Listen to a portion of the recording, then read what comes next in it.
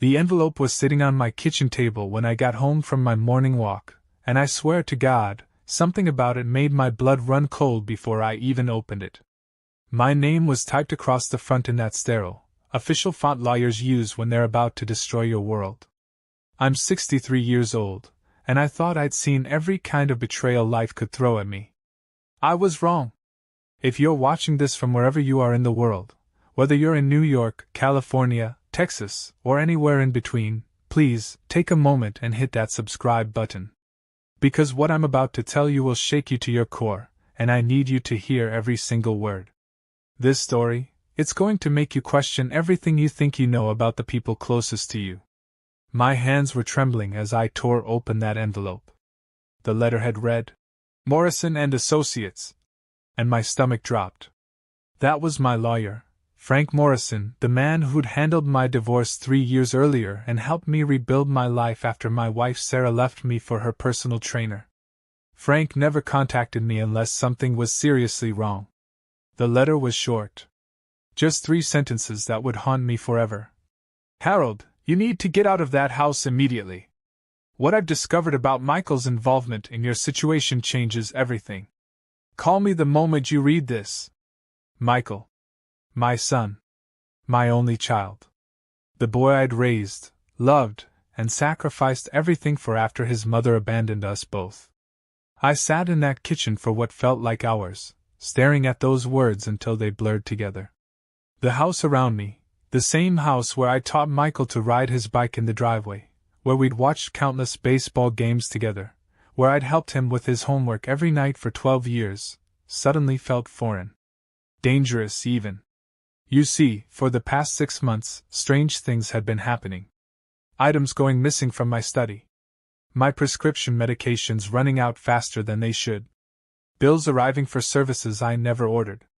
Credit card statements showing purchases I didn't remember making. At 63, I'd started questioning my own memory, wondering if early dementia was setting in like it had with my father.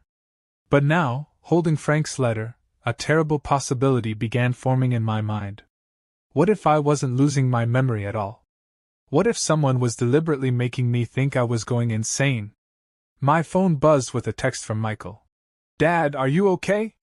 You seemed confused this morning when I stopped by. Even his concern, which had seemed so genuine just hours earlier, now felt sinister. Had he seen the letter? Had he been watching me? I need you to understand something about my son. Michael had always been the golden child, star athlete in high school, full scholarship to Northwestern, graduated with honors in business.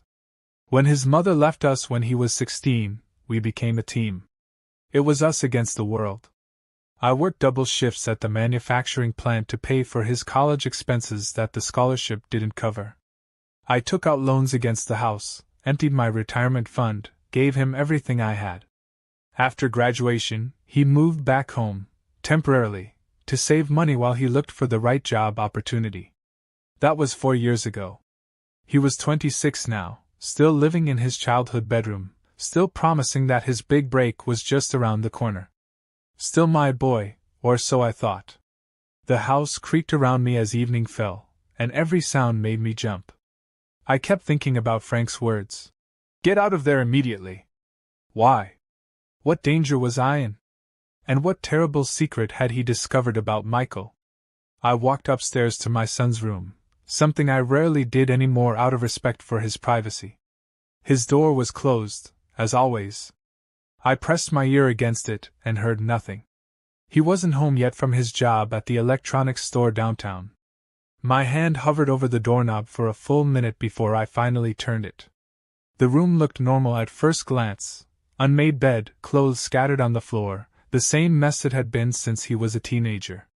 But then I noticed things that didn't belong. A stack of papers on his desk that looked official. A small digital recorder partially hidden under a magazine. And there, on his nightstand, was a bottle of pills with my name on the label. The same blood pressure medication I'd been taking for years. The same medication that had been running out too quickly.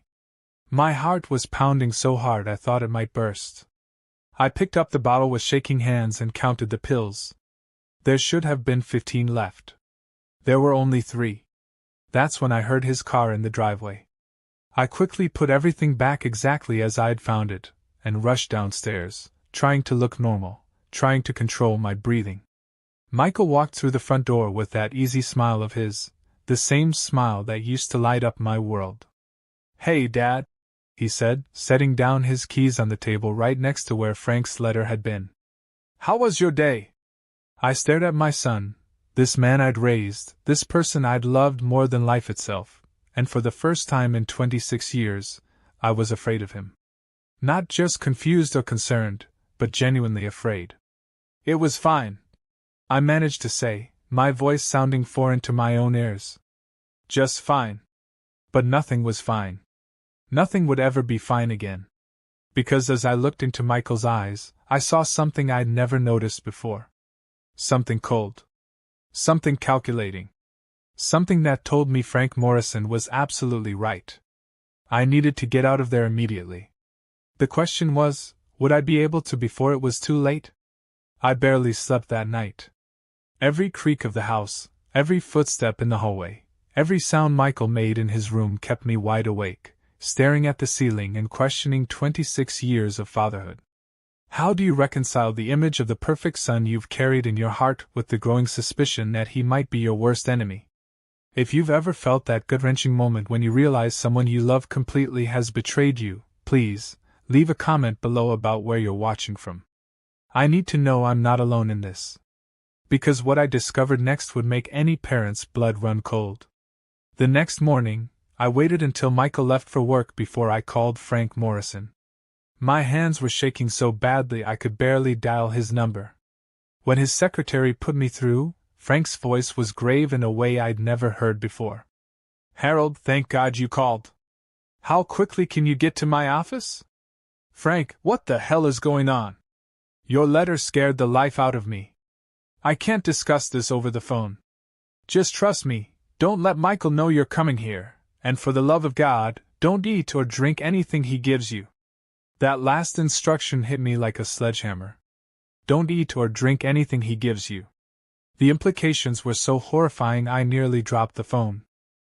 I drove to Frank's office in a daze, my mind racing through months of small incidents that suddenly seemed significant. The occasional dizziness I'd been experiencing after dinner. The way I'd sometimes feel confused or disoriented in the evenings. The strange gaps in my memory, especially after Michael would bring me my nightly cup of tea, a routine he'd started about 6 months ago, claiming he wanted to help me relax after stressful days. Frank's office was on the 3rd floor of a downtown building I'd visited only twice before, once during my divorce and once when I'd updated my will 2 years ago. The elevator ride felt eternal. Each floor that passed brought me closer to a truth I wasn't sure I was ready to face. Frank Morrison was in his 50s, a methodical man with kind eyes who'd guided me through the worst period of my life when Sarah left.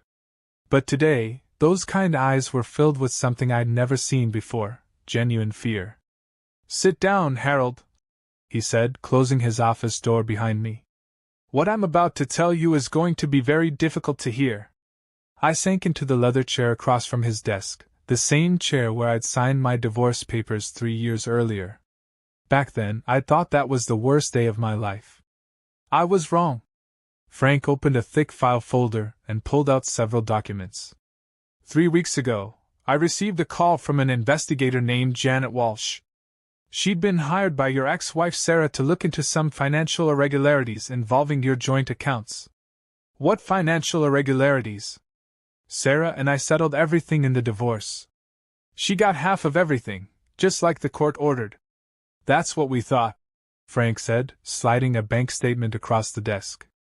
"But it turns out that over the past 18 months, someone has been systematically draining your accounts. Small amounts at first, $50 here, $100 there. Then larger sums. Harold, in the past 6 months alone, nearly $30,000 has been withdrawn from your savings account." I stared at the statement in disbelief. The withdrawals were all there in black and white, but I had no memory of making them. None at all. "I don't understand," I whispered. "I never made these withdrawals." I would remember. "The withdrawals were made using your debit card and PIN." Frank continued. But here's the thing. Janet's investigation revealed that every single one of these transactions occurred while you were home, during times when Michael was also present. The room started spinning. I gripped the arms of my chair to steady myself. There's more, Frank said gently. Michael has been the beneficiary on your life insurance policy since he turned 18. But 6 months ago, he took out an additional policy on your life. A big one. $250,000. That's impossible. I would never have signed. Harold, look at this signature. Frank showed me an insurance form. The signature at the bottom looked exactly like mine, but I had absolutely no memory of signing it. I've been doing some digging, Frank continued. Michael's been unemployed for the past 2 months, not working at that electronics store like he told you. He's been spending his days researching things that should terrify any father. Websites about inheritance law. Forums about elder abuse. Medical sites about medications and their effects on elderly patients. I thought about the bottle of blood pressure medication I'd found in Michael's room, about the pills that kept disappearing faster than I could take them. There's something else, Frank said, his voice dropping to almost a whisper. Janet found evidence that Michael has been doctoring your food and drinks. The investigator found receipts in his car for crushing tools and empty capsules. Harold, we think he's been drugging you with your own medication, giving you double or triple doses to cause confusion and memory loss. The room went completely silent except for the sound of my heart hammering against my ribs. Every evening for the past 6 months, Michael had brought me tea. Every evening, I'd felt increasingly disoriented afterward. Every morning, I'd wake up confused, wondering if I was losing my mind. Why? I asked, though part of me already knew the answer. Money, Frank said simply. Your house is worth $400,000, plus your retirement funds, life insurance, and savings accounts. Michael stands to inherit everything. But only if something happens to you, or if he can convince the world that you're mentally incompetent and need a legal guardian.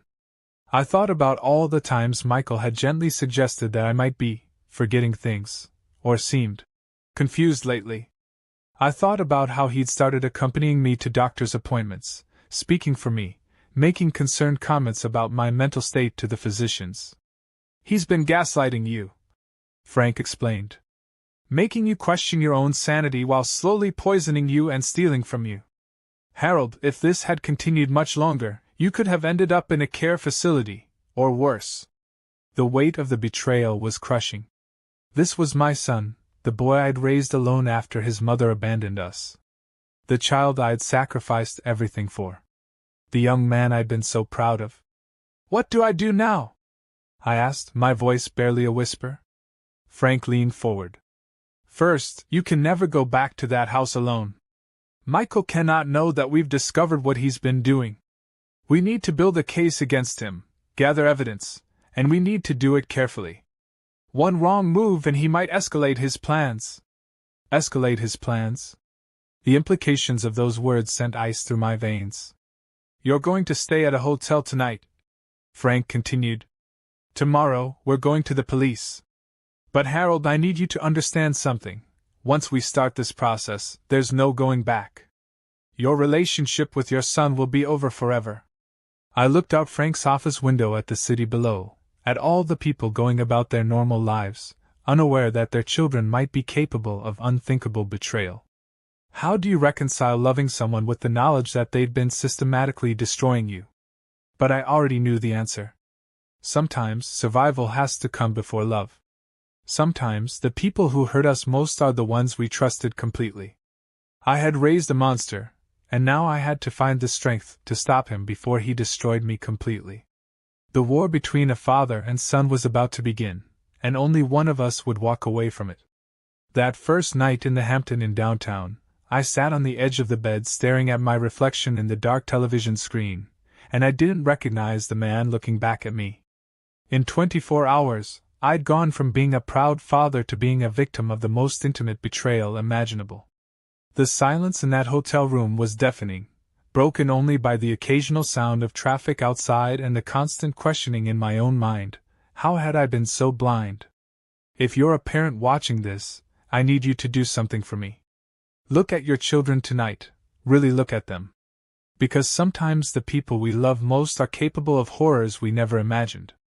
Hit that subscribe button and stick with me through this story, because it gets so much worse before it gets better. I couldn't eat anything that night. Every time I thought about food, I remembered Frank's warning about not consuming anything Michael gave me. How many meals had my son poisoned? How many times had I thanked him for bringing me dinner or making me coffee while he was systematically destroying my mind and body? Around midnight, my phone buzzed with a text message from Michael. "Dad, where are you? Your car isn't in the driveway and you're not answering the house phone. I'm worried." The concerned tone of his message made me sick. Even now, even knowing what I knew, he was still playing the role of the caring son. I turned off my phone without responding.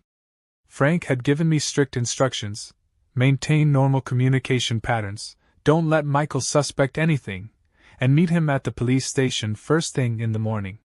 But lying there in that sterile hotel room, I realized I needed to understand the full scope of what my son had done to me.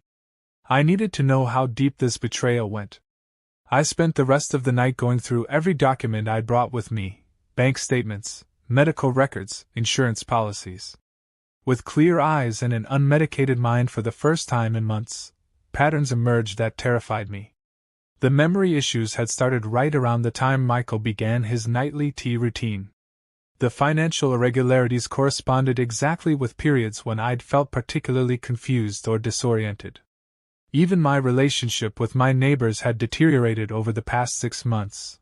I'd apparently had several conversations with them that I couldn't remember, conversations where I'd seemed off, or not quite myself. Michael hadn't just been stealing my money and drugging me.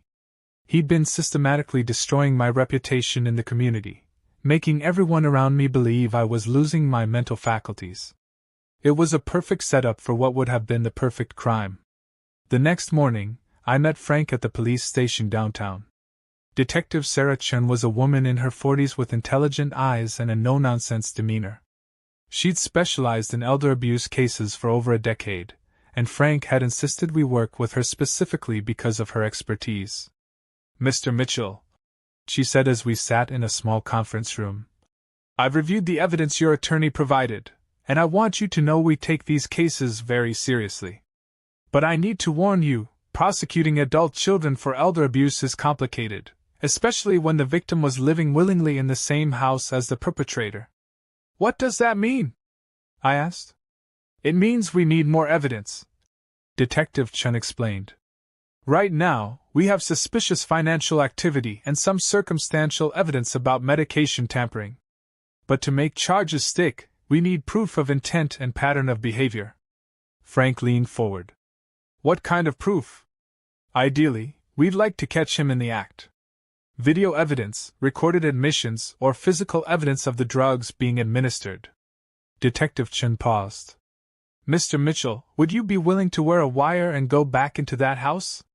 The thought of facing Michael again, of pretending everything was normal while knowing what he'd done to me, made me physically ill. But I also knew that without solid evidence, my son would continue his plan until I was dead or locked away in a mental institution. What would I have to do? Go home today. Act normally.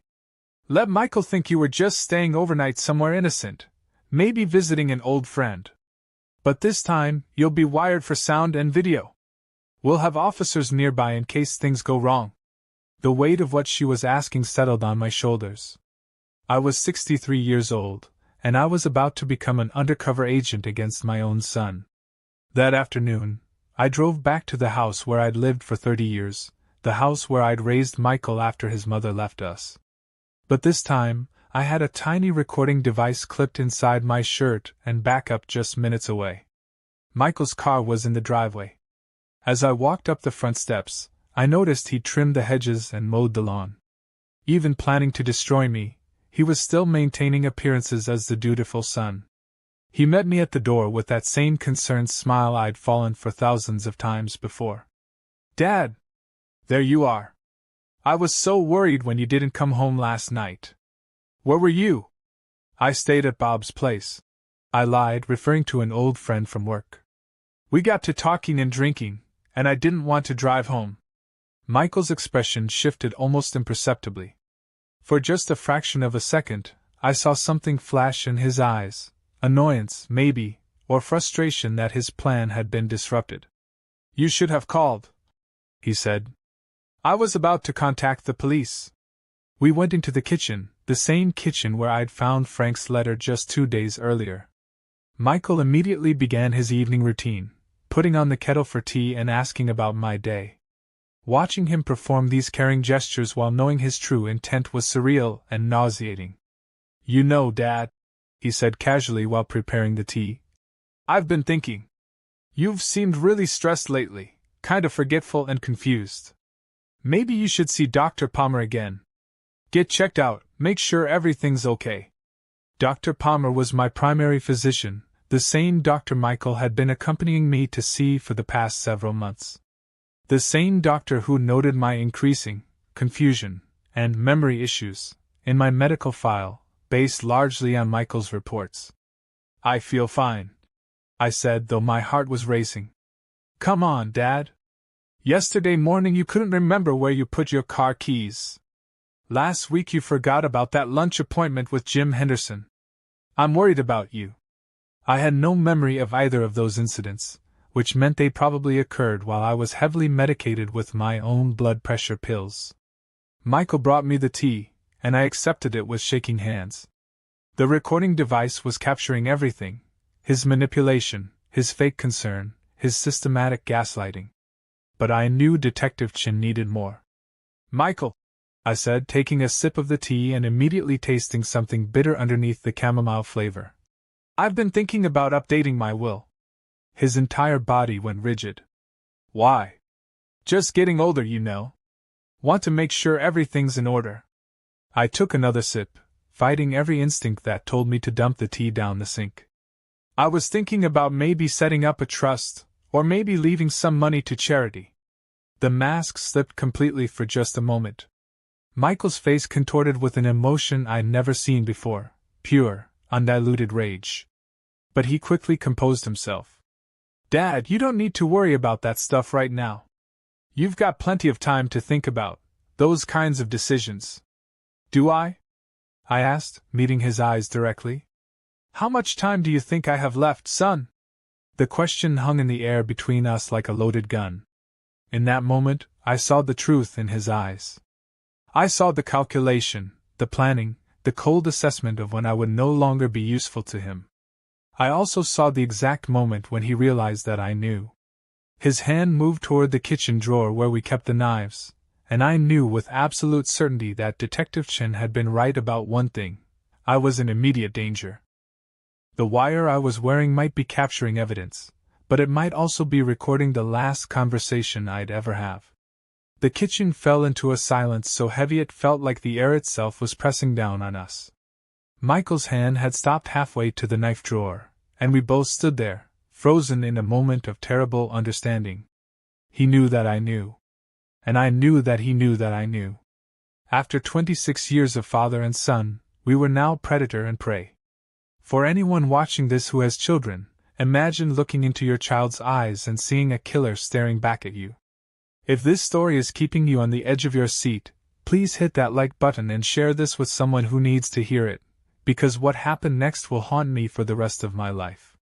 Dad, Michael said slowly, his voice dropping to a tone I'd never heard before.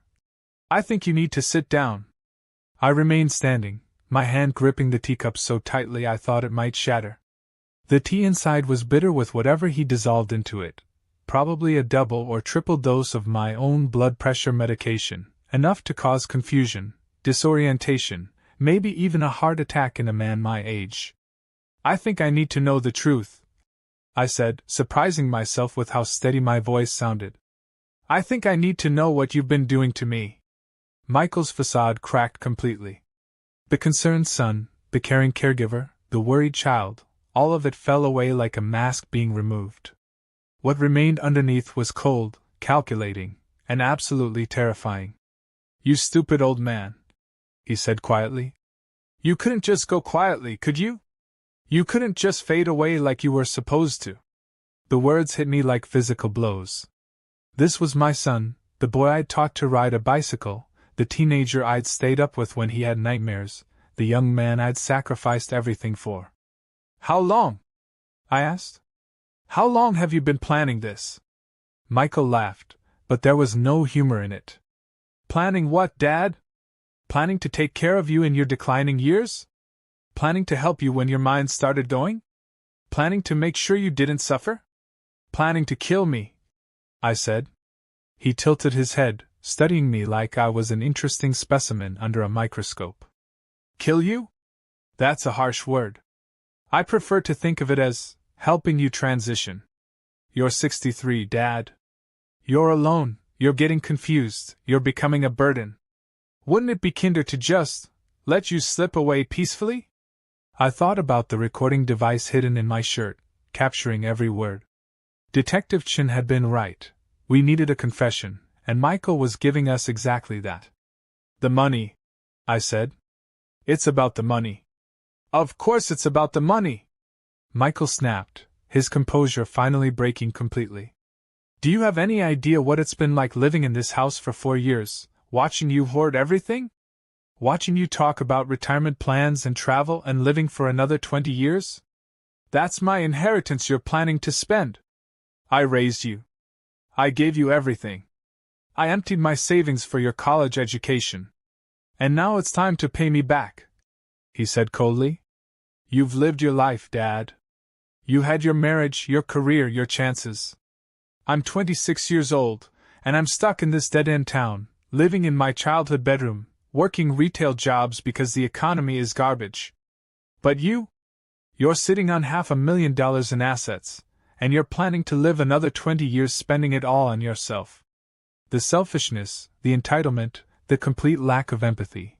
It was like looking at a stranger wearing my son's face. So you decided to drug me and steal from me and drive me insane. I decided to help you see reality. Michael corrected. You are getting older, Dad. You are starting to forget things. I just accelerated the process. Made it more obvious. Made sure everyone could see what was happening to you. The neighbors, I realized. Those conversations I couldn't remember. You drugged me before they came over. Michael smiled, and it was the most chilling expression I'd ever seen. Mrs. Peterson from next door thinks you're developing dementia.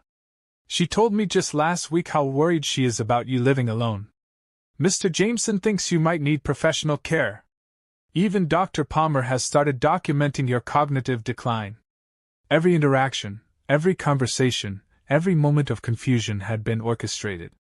Michael hadn't just been trying to kill me, he'd been destroying my reputation, my relationships, my entire identity in the community. The life insurance policy, I said. $250,000, he confirmed. Combined with the house sale, your savings accounts, and your retirement funds, it'll be enough to give me a real start in life. I can move to a real city, start a real career, maybe even start a family of my own someday. Built on your father's murder. Built on my father's natural passing during a difficult period of mental decline. Michael corrected again. The beauty of it, Dad, is that no one will ever suspect anything. You'll just be another sad story, elderly man, living alone, health issues, cognitive problems. Maybe you'll have a heart attack. Maybe you'll have an accident. Maybe you'll just forget to wake up one morning. I set the teacup down on the counter, and Michael's eyes tracked the movement carefully. You should drink your tea, Dad, he said softly. It'll help you relax. What's in it tonight? Just something to help you sleep.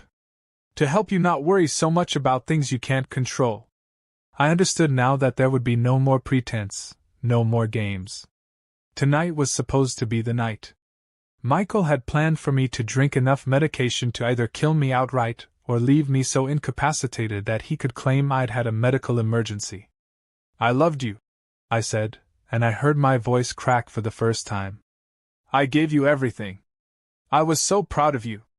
For just a moment, something flickered in Michael's eyes, maybe regret, maybe the ghost of the boy he'd once been. But it was gone in an instant. I know you were, Dad. And I'm grateful for everything you did. But that's over now. This is about survival. This is about my future. And if I don't drink the tea? Michael's hand moved back toward the knife drawer. Then we'll have to do this the hard way. But either way, Dad, this ends tonight. I can't risk you getting suspicious, can't risk you talking to anyone, can't risk you changing your will or moving your money around. It has to be tonight. I thought about Detective Chin and Frank Morrison, about the backup that was supposed to be just minutes away. I thought about the recording device capturing every word of Michael's confession. But I also realized that none of that would matter if I didn't survive the next few minutes. You know what the saddest part is? I asked. What's that, Dad? If you'd just asked me for help, if you'd just been honest about your struggles, I would have given you anything. I would have helped you get on your feet, helped you start your life. I would have done it out of love. Michael's laugh was bitter. And then what? Live under your charity for the rest of my life? Always be grateful, always be indebted. No, Dad. This way is cleaner. This way I earn it. This way, you become a murderer. This way, I become free. He pulled the knife drawer open, and I knew with absolute certainty that my son was about to try to kill me. The boy I'd raised, the child I'd loved more than my own life, was reaching for a weapon to end my life. But what Michael didn't know was that I wasn't the confused, medicated old man he thought he was dealing with. For the first time in months, my mind was clear, my reflexes were sharp, and I was fighting for my life. The final confrontation between father and son was about to begin, and only one of us would walk out of that kitchen alive. Michael's fingers closed around the handle of our largest carving knife, the same knife I'd used to cut Thanksgiving turkeys for 20 years, the same knife he'd watched me use countless times to prepare family meals. Now he was planning to use it to end my life. Time slowed to a crawl as I watched my son, my own flesh and blood, transform into something monstrous. If you've ever been in a life-or-death situation, you know that moment when your body takes over and pure survival instinct kicks in. Comment below about where you're watching from and whether you've ever faced someone you trusted who turned on you completely, because what happened next tested every limit I had. I had maybe 3 seconds before Michael would have that knife in his hand and pointed at me. 3 seconds to decide whether I was going to die in my own kitchen at the hands of my own son, or whether I was going to fight back against the child I'd raised and loved. In those 3 seconds, something fundamental shifted inside me. The father in me, the part that had protected and nurtured Michael for 26 years, stepped aside. What emerged was something primal, something that cared only about survival. I grabbed the teacup full of poison tea and hurled it directly at Michael's face. The hot liquid hit him square in the eyes, and he screamed, stumbling backward. The knife clattered to the floor as his hands flew to his face, and I had my opening. I lunged forward, not toward the knife, but toward the kitchen door. At 63, I wasn't going to win a knife fight with a 26-year-old, but I might be able to outrun him if I could get enough of a head start. You old bastard! Michael screamed behind me, his voice distorted by pain and rage. I could hear him scrambling for the knife as I burst through the kitchen door into the living room. My house had never felt so large or so full of obstacles. Every piece of furniture seemed designed to slow me down, every doorway seemed too narrow, every step seemed to echo like thunder. Behind me, I could hear Michael's footsteps, could hear him cursing as he gave chase. I made it to the front door and yanked it open, and suddenly I was outside in the cool evening air, running down my own driveway like a man half my age. The street was empty, no sign of Detective Chen's backup, no patrol cars, no help of any kind. Help! I screamed at the top of my lungs. Someone help me! Porch lights began flickering on up and down the street. I could see Mrs. Peterson's face appear in her window, could see Mr. Jameson step out onto his front porch. These were the same neighbors who'd been convinced I was losing my mind, the same people who'd witnessed my confused behavior over the past months. Behind me, Michael appeared in the doorway, but he'd stopped running. I realized why immediately. He couldn't chase his father down the street with a knife in front of witnesses. Not when he'd spent months building a reputation as the caring, concerned son. "Dad!" he called out, and his voice was suddenly filled with worry again. "Dad, what's wrong? Why are you running?" I stopped in the middle of the street, gasping for breath, looking back at my son standing in our doorway. To anyone watching, it would look like exactly what Michael wanted it to look like. A confused elderly man having some kind of episode, and his concerned son trying to help. "He's trying to kill me!" I shouted to the neighbors. "My son is trying to kill me!" Mrs. Peterson hurried over, her face full of sympathy and concern. "Oh, Harold," she said gently, "the way you talk to a small child or someone with dementia. What's going on, honey?" "He's been drugging me," I continued, pointing at Michael. "He's been poisoning my tea, stealing my money, trying to make me think I'm going insane." I could see the looks being exchanged between my neighbors. These were the same people who'd been watching my apparent mental decline for months. To them, this looked like the final breakdown of a man losing his grip on reality. Michael walked slowly toward us, his hands raised in a calming gesture. The knife was nowhere to be seen. He must have dropped it inside the house. "Dad," he said softly, "you're having another episode.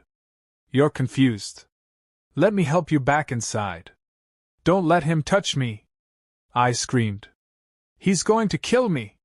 Mr. Jameson had joined us now, along with several other neighbors.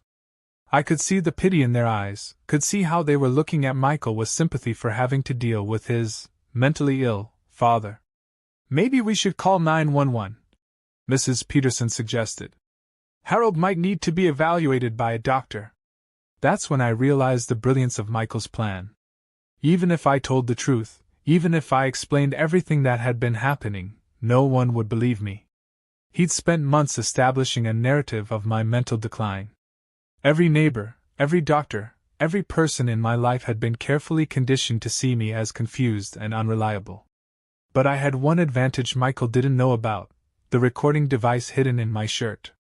"Mrs. Peterson," I said, trying to keep my voice calm and rational, "I need you to call Detective Sarah Chin at the police department. Tell her Harold Mitchell needs immediate assistance, and tell her the wire is still recording." Michael's face went white. In that moment, I saw him understand that his perfect plan had a fatal flaw. "What wire, Dad?" he asked, but his voice had lost all its false concern. I pulled my shirt open slightly, revealing the small recording device clipped to my undershirt. "The wire that's been recording everything you said tonight, son. Including your confession to drugging me, stealing from me, and planning to murder me." The street fell completely silent. Even the neighbors could sense that something had shifted, that this wasn't just an elderly man having a breakdown. Michael's mask fell away completely. The rage, the calculation, the cold emptiness I'd seen in the kitchen, it was all there on display for everyone to see. "You clever old bastard," he said quietly. That's when I heard the sound of sirens in the distance, getting closer. Detective Chen's backup was finally arriving, but it had taken the recorded confession to bring them running. Michael looked around at the neighbors, at the approaching police cars, at the complete collapse of his carefully constructed plan. For a moment, I thought he might run. For a moment, I thought he might try to fight his way out. Instead, he started laughing. It was the most disturbing sound I'd ever heard, not the laugh of someone who found something funny, but the laugh of someone whose sanity was cracking under pressure. "You have no idea what you've done, Dad," he said as the police cars pulled up to the curb. "You have no idea what this costs me." As Detective Chin and her officers approached, I realized that even though I'd survived the night, even though I'd exposed Michael's plan, even though justice was finally coming, my son was lost to me forever. The boy I'd raised was gone, replaced by this stranger who'd been willing to murder me for money. The hardest part wasn't that he tried to kill me. The hardest part was that I still loved him. 3 hours later, I sat in the police station watching my son through a one-way mirror as Detective Chin interrogated him in the next room. The boy I'd taught to throw a baseball was now handcuffed to a table, his face cold and defiant as he denied everything despite the recording that had captured his complete confession. If you're still with me on this journey, please take a moment to share this video with someone who needs to hear it. What I'm about to tell you about the interrogation will show you just how deep a person's capacity for evil can go, even when that person is your own child. Michael sat in that sterile room like he owned the place. Even caught red-handed, even with hours of recorded evidence, he maintained an attitude of superiority that made my blood boil. When Detective Chen played back his confession about drugging me and planning my murder, he listened with the detached interest of someone hearing about a stranger's crime. "That recording is taken out of context," he told Detective Chen calmly. "My father has been suffering from paranoid delusions for months. I was simply playing along with his fantasies to keep him calm." Detective Chen leaned forward. "So when you said this ends tonight, you were just humoring his delusions?" "Exactly. When someone you love is losing their mind, sometimes you have to enter their reality to help them feel safe." I watched him lie with the same ease he'd shown when bringing me poisoned tea every night. This was a master manipulator at work, someone who could twist any situation to his advantage. "What about the financial irregularities?" Detective Chen asked. "The $30,000 withdrawn from your father's accounts? Dad gave me access to his accounts months ago, when his memory started failing. I've been managing his finances, paying his bills, making sure he doesn't make any confused decisions with his money. Without his knowledge or consent." Michael shrugged. "He forgot he gave me permission. That's what happens with dementia. Patients often forget things they've agreed to and then become suspicious and paranoid about the very people trying to help them." Even from behind the mirror, I could see how convincing he was. If I didn't know the truth, if I hadn't lived through months of systematic poisoning and gaslighting, I might have believed him myself. Frank Morrison sat beside me in the observation room, shaking his head in disgust. "He's good," he admitted grimly. "If we didn't have that recording, he might actually get away with this." Detective Chen pulled out a plastic evidence bag containing the bottle of blood pressure medication that had been found in Michael's room. "Can you explain why you had your father's prescription medication in your possession?" "I was managing all his medications," Michael replied smoothly. "Dad was getting confused about his dosages, sometimes taking his pills twice or forgetting to take them at all. I took control of all his prescriptions to make sure he was getting proper care. By grinding them up and putting them in his tea? I never ground up anything. My father's imagination has been creating false memories and paranoid scenarios. This is textbook dementia behavior. Patients often accuse their caregivers of trying to poison them or hurt them." I watched my son lie with such conviction that I almost doubted my own memories. If I hadn't been there, if I hadn't lived through it, his version of events would have sounded completely plausible. But then Detective Chen played a specific section of the recording, the moment when Michael had confessed to planning my death. "This way, I become free," his voice said clearly through the speakers. Michael listened to his own words without any change in expression. "You're taking that completely out of context. I was talking about being free from the burden of watching my father suffer. Free from the pain of seeing someone I love lose their mind piece by piece. And when you said, it has to be tonight? I was talking about having a serious conversation with Dad about getting professional help. I've been trying to convince him to see a specialist for months, and I knew that night had to be the night I put my foot down." Detective Chen switched tactics. "Tell me about the life insurance policy you took out on your father." For the first time, Michael's composure cracked slightly. That's just good financial planning. My father is getting older. His health is declining, and I wanted to make sure there would be resources available for his care if something happened. $250,000 worth of resources? Long-term care is expensive, Michael replied. Nursing homes, medical bills, specialized treatment, it can easily cost that much or more. Detective Chen leaned back in her chair. Michael, I've been investigating elder abuse for over 10 years. I've seen every scam, every scheme, every way that adult children prey on their parents. Your story has more holes than Swiss cheese. My story is the truth, Michael insisted. My father is sick, he's confused, and he's turning against the one person who's been trying to help him. This is a tragedy, not a crime. I had to leave the observation room. I couldn't listen to any more of his lies, couldn't watch him twist our relationship into something unrecognizable. In the hallway outside, I ran into Dr. Palmer, my primary physician, who'd been called in to review my medical records. Harold, he said, his face grave, I owe you an apology. Looking back at your file with fresh eyes, I can see how your symptoms were being manipulated. Michael was very convincing in his reports about your mental state. What symptoms? I asked. Confusion, memory loss, disorientation, all classic signs of medication overdose, but presented to me as signs of cognitive decline. Michael would bring you in and describe episodes that I never witnessed firsthand. I relied too heavily on his reports instead of conducting my own thorough evaluations. Dr. Palmer pulled out a folder thick with test results. We've been analyzing your blood work from the past 6 months. Your blood pressure medication levels were consistently 2 to 3 times higher than they should have been. At those levels, you would have experienced exactly the symptoms Michael was reporting: confusion, memory loss, disorientation, even hallucinations. So he was poisoning me. Systematically and carefully. Just enough to cause cognitive impairment without triggering a medical emergency. It's actually quite sophisticated. Someone with extensive medical knowledge would have had to plan those dosages very carefully. I thought about Michael's college years, about how he briefly considered pre-med before switching to business. I thought about all the medical websites Detective Chen had found in his browser history. The scariest part, Dr. Palmer continued, is that if this had continued much longer, the damage could have become permanent.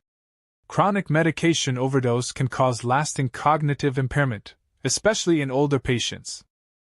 The full scope of what Michael had planned hit me like a physical blow. He hadn't just been planning to kill me, he'd been planning to destroy my mind first, to make me a shell of myself before finishing the job. When I returned to the observation room, Detective Chen was wrapping up the interrogation. Michael remained defiant to the end. You're making a mistake, he told her as the officers prepared to escort him to a holding cell. My father is sick, and you're preventing him from getting the help he needs. When this all comes out in court, when the truth is revealed, you'll realize you've been manipulated by a confused old man's paranoid delusions. As they led him away, Michael looked directly at the one-way mirror. He couldn't see me, but somehow he knew I was there. I love you, Dad, he mouthed silently. Even knowing everything he'd done, even after hearing him confess to planning my murder, those 3 words hit me like a sledgehammer to the chest.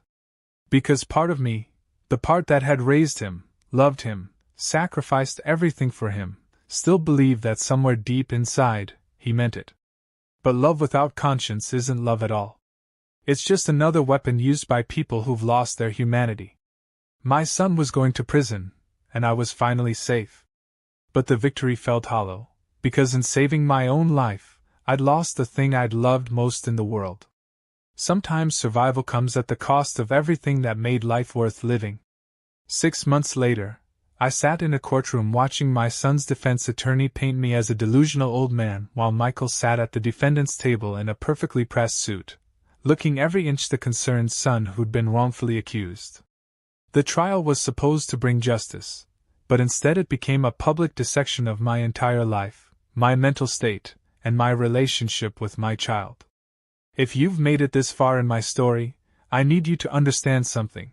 Sometimes getting justice means losing everything else. Please share this video and hit subscribe, because what happened during this trial will show you how twisted our legal system can become when family turns against family. The prosecution had a strong case: Michael's recorded confession, evidence of financial theft, proof of medication tampering, and testimony from multiple experts. But Michael's defense attorney, a sharp woman named Rebecca Torres, had built her career on defending the indefensible, and she was very good at her job. Her strategy was brilliant and heartbreaking, convinced the jury that I was an unreliable narrator of my own life. Ladies and gentlemen of the jury, she said in her opening statement, this case is not about a son trying to murder his father.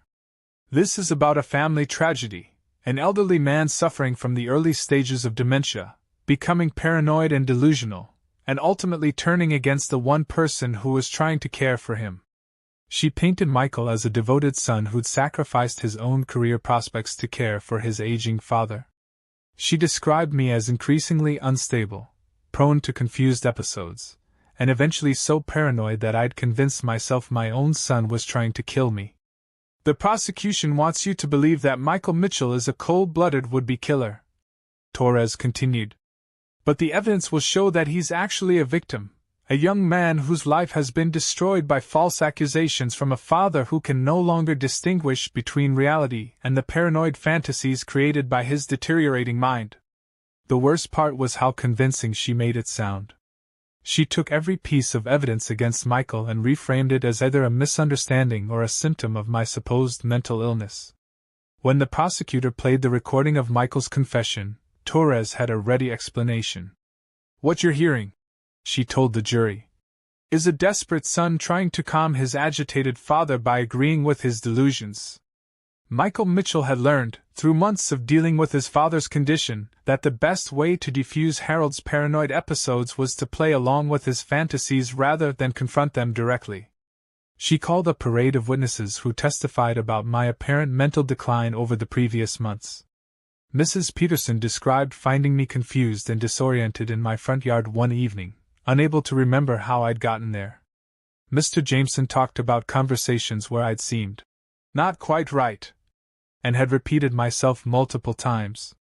Even Dr. Palmer, who'd initially supported my case after reviewing my blood work, was forced to admit under cross-examination that his original notes documented significant cognitive decline.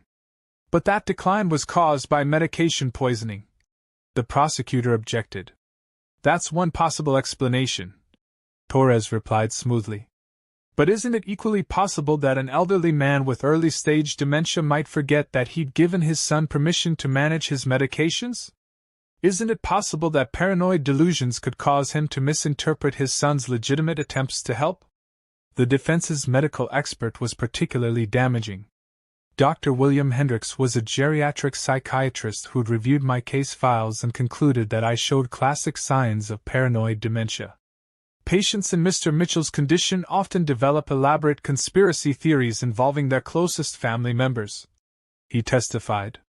They become convinced that the people trying to help them are actually trying to harm them. These delusions can become so vivid and detailed that the patients truly believe they're real. In your professional opinion, Torres asked, is it possible that Harold Mitchell's accusations against his son are the product of paranoid delusions rather than actual events? Not only possible, Dr. Hendricks replied, but probable. I sat in that courtroom day after day, listening to my entire reality being questioned and dismissed. Expert witnesses debated my mental state like I wasn't even there. My neighbors testified about my apparent confusion with sympathy that felt more humiliating than helpful. The prosecution fought back hard. They brought in their own medical experts who explained how medication poisoning could mimic dementia symptoms. They had Detective Chin testify about the evidence of financial theft and systematic manipulation. They played Michael's confession over and over again. But Torres had an answer for everything. Of course there are financial irregularities, she argued. Michael was managing his father's affairs because Harold was no longer capable of doing so himself. Of course Michael had access to Harold's medications. He was acting as his father's caregiver. Of course there's a recording of Michael saying troubling things. He was trying to calm an agitated, delusional man by agreeing with his fantasies. The turning point came when Michael took the stand in his own defense. He was magnificent. Dressed in a conservative suit, speaking in a soft, emotional voice, he painted himself as a devoted son who'd sacrificed everything to care for his ailing father. I love my dad more than anything in this world, he testified, tears streaming down his face. Watching him deteriorate has been the most painful experience of my life. I've given up job opportunities, relationships, my own future, to make sure he gets the care he needs. Torres guided him through a detailed account of my supposed mental decline, complete with specific examples that sounded heartbreakingly genuine. There were nights when Dad would wake up screaming, convinced that someone was in the house trying to hurt him, Michael said. Mornings when he'd forget my name or where he was. Times when he'd accuse me of stealing from him, of poisoning his food, of plotting against him. How did that make you feel? Torres asked. Devastated, Michael replied, his voice breaking. This is the man who raised me, who taught me everything I know about being a good person. To have him look at me with fear and suspicion, it broke my heart every single day. The performance was so convincing that I saw several jurors wiping their eyes. Even I almost believed him. When the prosecutor cross-examined Michael, he maintained his composure perfectly. You stated on the recording that this ends tonight, the prosecutor said. What did you mean by that? I meant that I couldn't continue to enable Dad's delusions, Michael replied calmly. I'd been playing along with his paranoid fantasies because I thought it would keep him calm, but I realized that night that I was actually making things worse. I decided to stop humoring his conspiracy theories and get him professional help instead. And when you said this way, I'd become free? I was talking about being free from the guilt of watching my father suffer without getting proper treatment. I felt responsible for his condition getting worse because I hadn't insisted on professional intervention sooner. Michael had an explanation for everything. Every damaging statement, every piece of evidence, every contradiction, he made it all sound reasonable, even noble. By the time he stepped down from the witness stand, I could see the doubt in the jurors' faces. They weren't sure what to believe anymore. Had they just heard from a would-be murderer, or from a devoted son whose mentally ill father had destroyed both their lives with false accusations? The worst part was that I wasn't sure anymore either. Michael had been so convincing, so detailed in his alternative explanations, that I found myself questioning my own memories. Had I imagined some of it?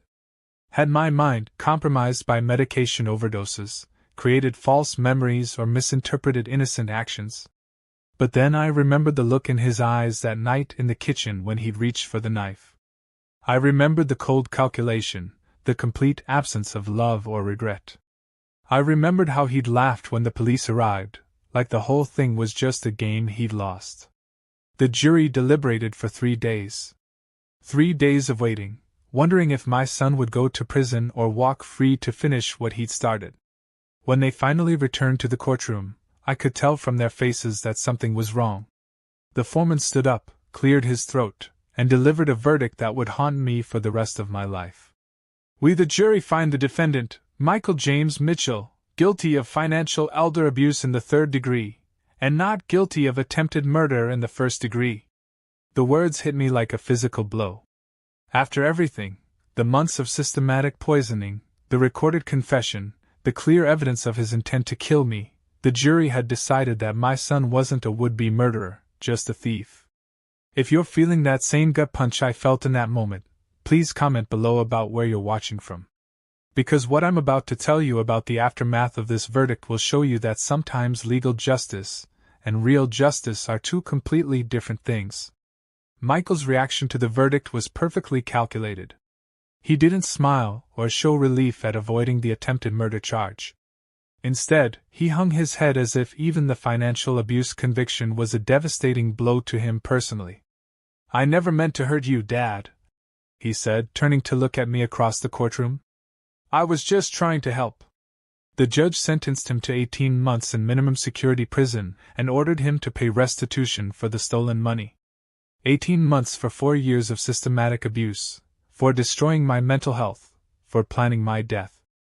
It felt like a joke. Outside the courthouse, Michael's defense attorney held a press conference.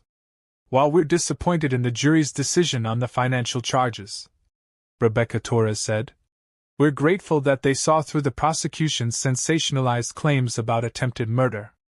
Michael Mitchell is not a killer. He's a young man who made some poor financial decisions while trying to care for his ailing father.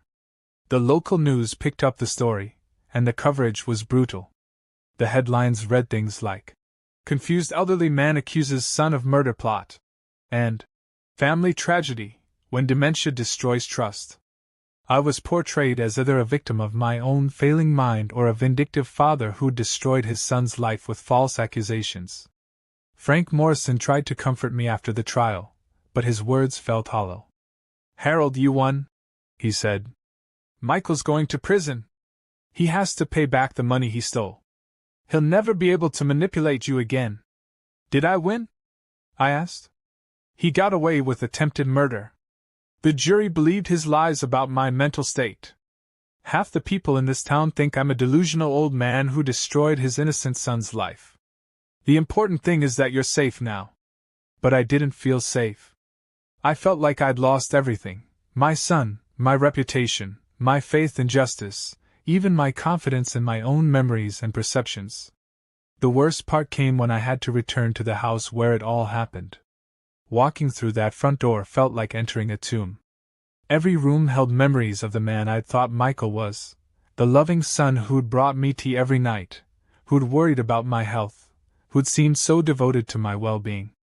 I couldn't sleep in my own bedroom anymore. I couldn't sit in the kitchen where he'd confessed to planning my murder. I couldn't even look at the drawer where he'd kept the knife he'd intended to use on me. 3 weeks after the trial, I received a letter in prison mail.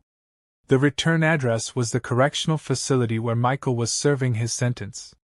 "Dear Dad," it read, "I know you probably don't want to hear from me, but I need you to know that I still love you. I'm getting help here, counseling, therapy, programs to help me understand why I made such bad decisions. I know I hurt you, and I'm sorry for that. I hope someday you can forgive me and we can rebuild our relationship. You're still my father, and I'm still your son. That has to count for something. Love always, Michael." I read that letter a dozen times, searching for any hint of genuine remorse, any acknowledgement of what he'd really done to me. But even from prison, he was still playing the same game, minimizing his actions as bad decisions, avoiding any mention of the murder plot, framing himself as the victim of his own poor choices rather than as someone who'd systematically abused and tried to kill his father. I burned the letter. 2 months later, I received another one. Then another. Each one followed the same pattern: declarations of love, vague apologies for hurting me, requests for forgiveness and reconciliation. Never once did he admit to trying to murder me. Never once did he show genuine understanding of what he'd put me through. But the letters did accomplish something Michael probably didn't intend. They reminded me that he was still out there, still thinking about me, still trying to manipulate me even from behind bars. I started having nightmares. In my dreams, Michael would come home early from prison and find me sleeping. Sometimes he'd have a knife. Sometimes he'd have pills to force down my throat. Sometimes he'd just stand over my bed, smiling that cold smile I'd seen in the kitchen that night. I installed new locks on every door and window. I set up security cameras around the house. I bought a gun and learned how to use it, even though the thought of potentially having to shoot my own son made me sick to my stomach. But the real damage wasn't to my sense of physical safety. It was to my ability to trust anyone ever again. When neighbors tried to check on me, I wondered what they really wanted. When old friends called to offer support, I questioned their motives. When Frank Morrison encouraged me to start dating again, I couldn't imagine ever being vulnerable enough with another person to let them into my life. Michael had taught me that the people who claim to love you the most are often the ones most capable of destroying you. That lesson was impossible to unlearn. 6 months after the trial, I made a decision that surprised everyone who knew me. I put the house up for sale and started looking for somewhere new to live. Somewhere Michael had never been.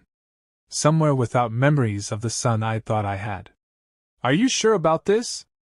Frank asked when I told him my plans. "This is your home, Harold. You've lived here for 30 years. Don't let Michael take that away from you too." But it was too late. Michael had already taken everything that mattered: my sense of safety, my ability to trust, my faith in family bonds, my belief that love could overcome anything. The house was just walls and rooms now. The memories that had once made it special were all poisoned. I found a small apartment across town, in a complex with good security and neighbors who didn't know anything about my story.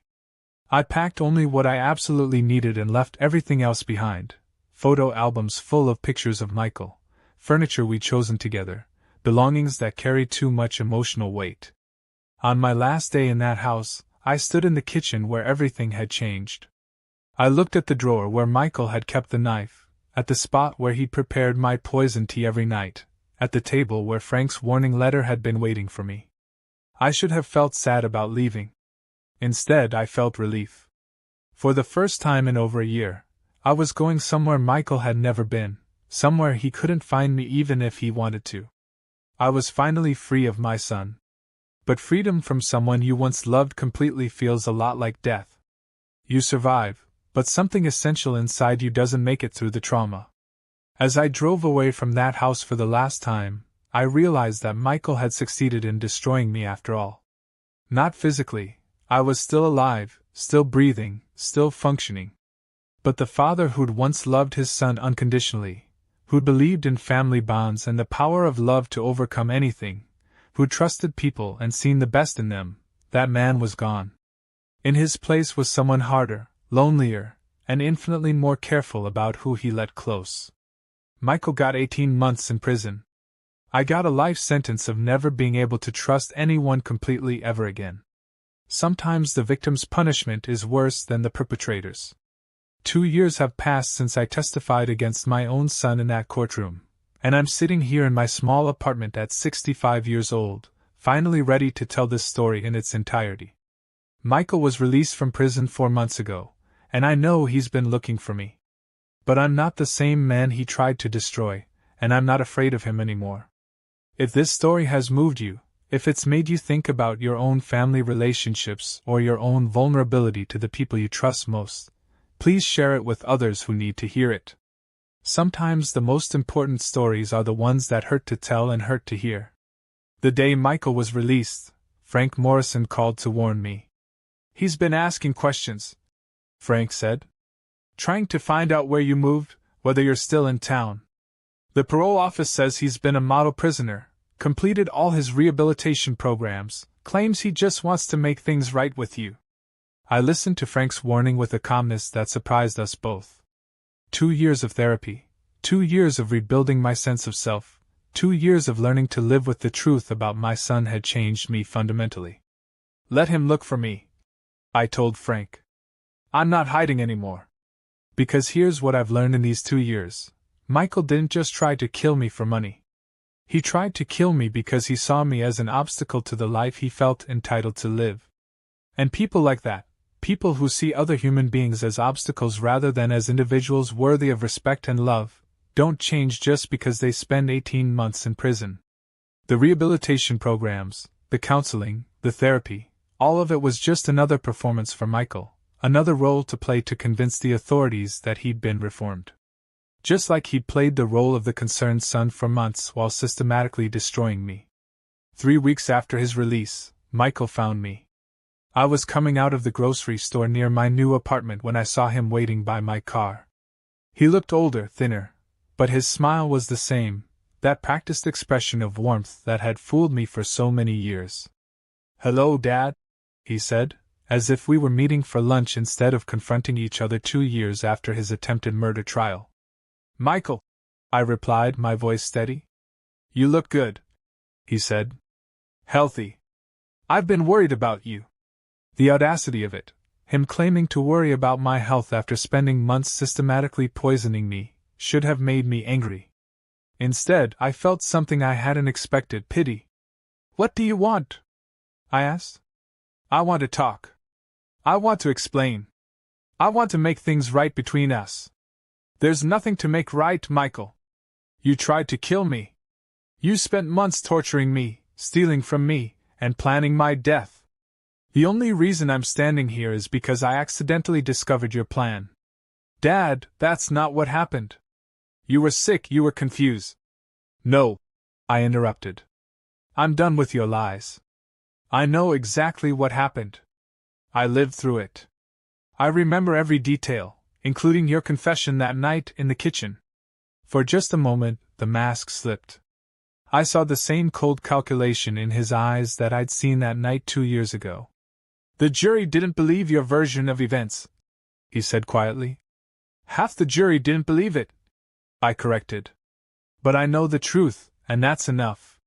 Michael studied my face, probably looking for signs of the confused, vulnerable old man he'd once manipulated so easily. What he found instead was someone who'd been through hell and come out stronger. I've changed, Dad. Prison changed me.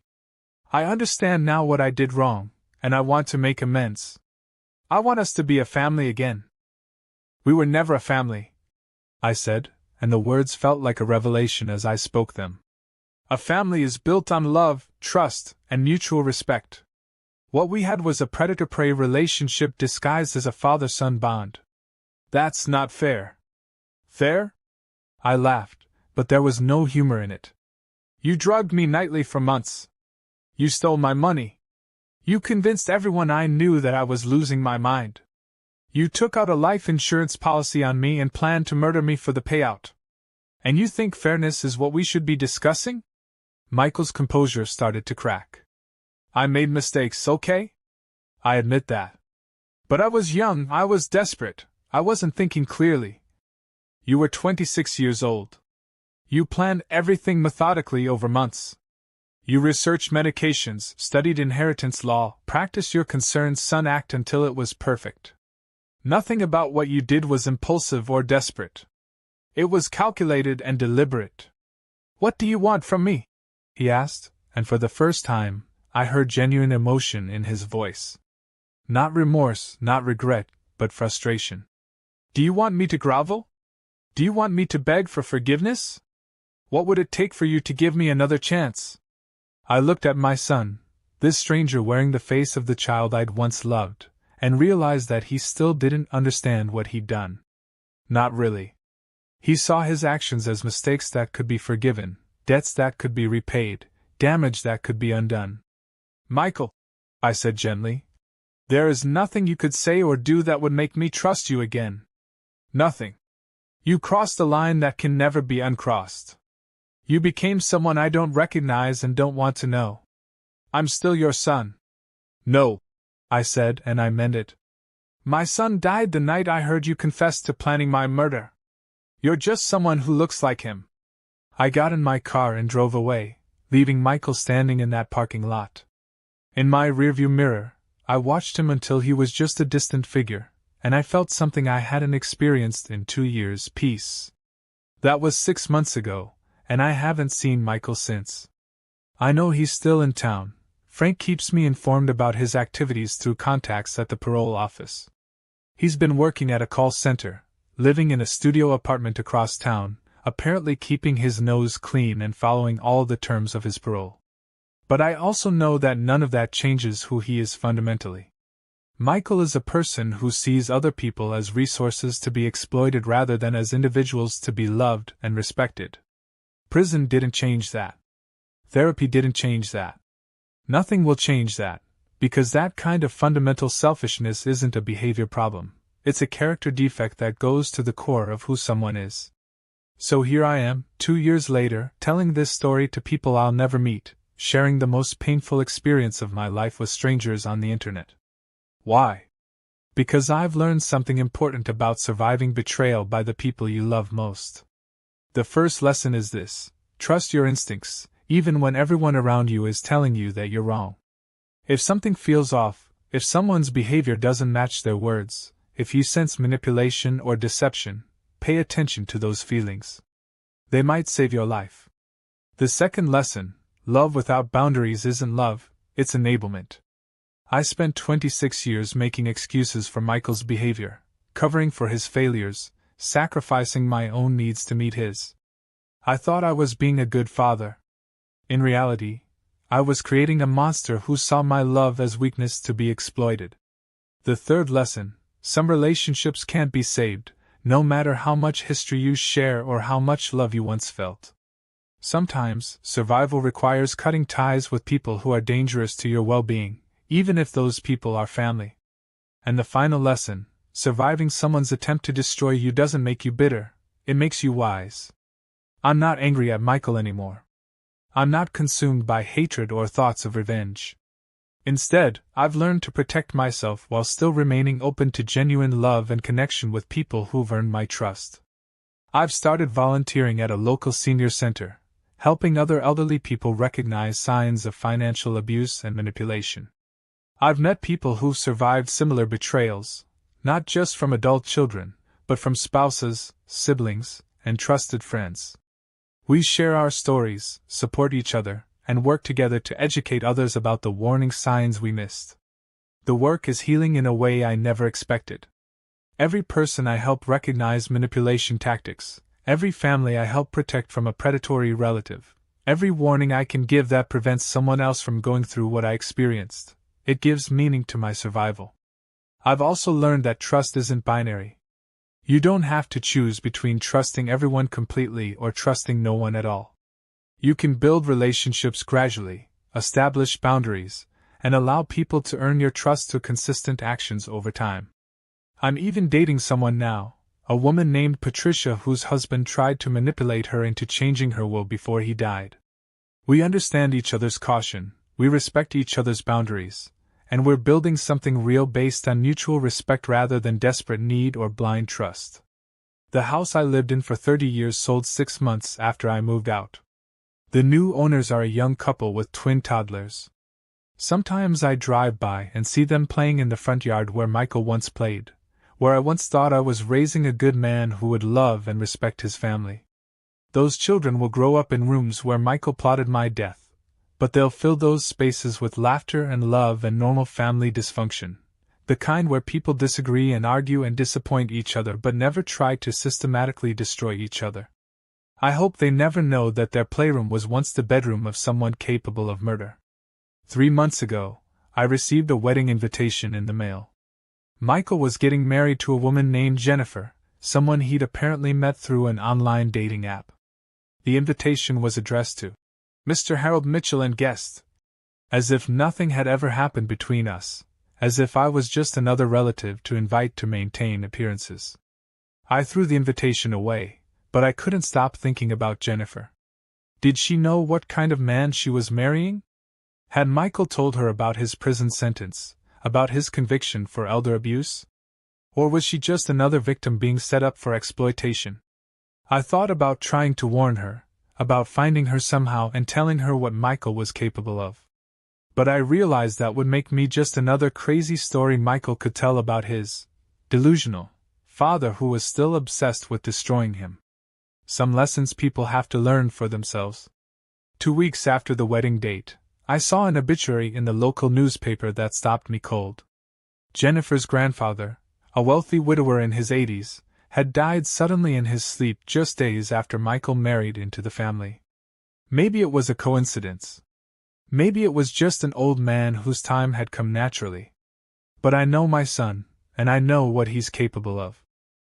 I called Detective Chin, now retired, and told her about the obituary.